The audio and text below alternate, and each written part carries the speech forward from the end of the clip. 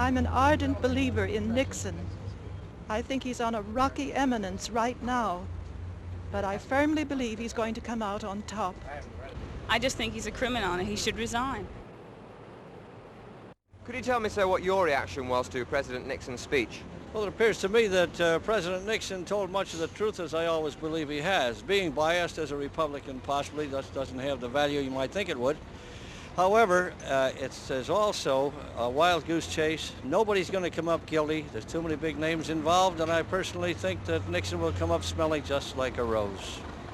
He's just avoiding the issue again once more. It did not cover the facts in any great depth. It did not cover the issues one by one. It was more just an appeal for sympathy and for encouragement. And we haven't had any, in my opinion, we have had no reason to trust this man in the last several months. He didn't really deal with the personal accusations as far as he was concerned, and that was what I pretty much expected.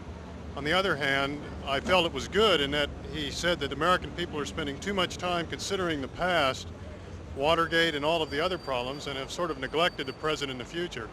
He's very vague and always avoids the issues and, reaches out for something else to give the American people to eat instead of the real facts. I wish he'd just come out and say that he was involved because it's the truth instead of avoiding the truth. I do feel that his trying to pass it off as being an unimportant thing and that we should forget about it is the most extraordinary thing I've ever heard. Have you still got confidence in him after all this? I have absolute 100% confidence in Richard Nixon. What percentage of the American people do you think still have confidence in President Nixon? Well, among young people, very few. I'd say less than 25%.